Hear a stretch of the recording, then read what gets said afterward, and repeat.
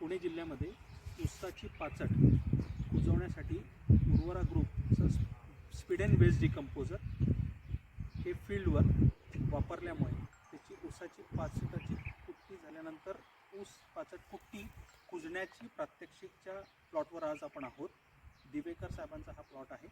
या संदर्भाचं पहिल्यांदा ते आपले शेतकरी सोबत आहे, तर शेतकरी पहिले परिचय देतील आणि ते आपलं जे स्पीड अँड बेस डिकम्पोजर आहे ते कसं वापरलं आहे त्याबद्दलची थोडी माहिती देतील. त्यानंतर आपण त्याचे फायदे कसे होतील आणि आपण काय निरीक्षण करणार आहोत याची आपण माहिती देऊया. नाव सांगा काका. नमस्कार. नमस्कार. माझं नाव सोनबा प्रसाद दिवेकर, राहणार सादलगाव, तालुका शिरूर, जिल्हा पुणे.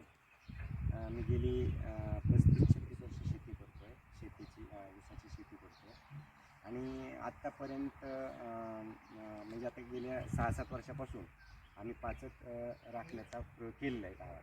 पूर्वी आम्ही पाचट जाळून टाकायचो, पण आता मध्यंतरी आम्हाला सगळं पाचटाचं कंपोज करून आम्ही हे करू, पण नॅचरली करू. पण यंदा आम्ही साहेबांनी सांगितल्याप्रमाणे हा प्रयोग करतो आहे. पाचट लवकर कुजण्यासाठी त्याची मदत होईल त्या उद्देशाने साहेबांनी आम्हाला आता फील्डवर आम्ही आहेत त्या ठिकाणी असं आम्ही चालू केलं. त्याचं यंदाच प्रथमच वापरतो. nurture.farmची ही जी सगळी टीम आपल्यासोबत आहे यांनी साधारणतः मागील 1 महिन्याभरापासून परिश्रम घेऊन काही या भागामध्ये शेतकरी तयार केले आहेत. याच्यातला पहिला हा प्रात्यक्षिक प्लॉट आहे. यामध्ये हा साधारणतः 2.25 ते 2.5 एकरचा प्लॉट आहे, पण आपण घेताना साधारणतः 1.25 एकर अशी या प्लॉटला 2 भागामध्ये विभागला आहे. पहिल्या प्लॉटमध्ये जे आहे इथे किती वापरले जर सांगू शकता? आत्ता हे प्रात्यक्षिक आपण पूर्ण झालेलं आहे. पहिल्या ह्या भागामध्ये आपण एका एकरला किती प्रमाण वापरलं? 1 लिटर. एका एकरला 1 लिटर साधारणतः 300 ते 350 लिटर पाणी एवढं घेऊन 1 litre speed and base decomposer त्याच्यामध्ये टाकलं आणि ह्या मशीनने अख्खा चांगल्या दाट असा स्प्रे घेतला. पाचट तुम्ही हे पाहू शकता खाली की पाचटची कुट्टी केलेली आहे, म्हणजे छोटे बारीक तुकडे त्याचे केलेले आहेत जेणेकरून ती लवकर कुजली पाहिजे. आणि हा जो भाग आहे की आपण उजव्या हाताला पाहू शकता, या उजव्या हाताच्या भागामध्ये प्रमाण किती वापरलेलं आहे? एका एकरला 2 लिटर. इथे आपण साधारणतः पाणी घेताना 500 लिटरपर्यंत पाणी घेतलेलं आहे. तर 500 लिटर पाणी 2 लिटर त्याच्यामध्ये स्पीड अँड बेस डिकम्पोजर टाकलेला आहे आणि हा लिक्विडचा पूर्ण दाट असा स्प्रे या मशीनने घेतलेला आहे.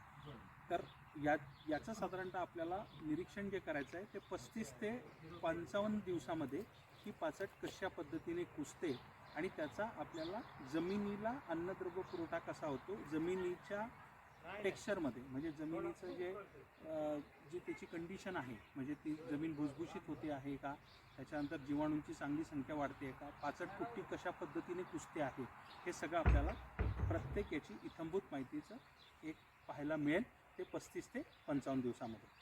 तर मी सर्व शेतकरी बंधूंना nurture.farm तर्फे ही विनंती करेल की त्यांनी अशा पद्धतीचे प्रगतिशील प्रयोग हे त्यांच्या शेतात करावे आणि मॅक्झिमम याचा फायदा सर्व शेतकरी बंधूंपर्यंत पोचवावा.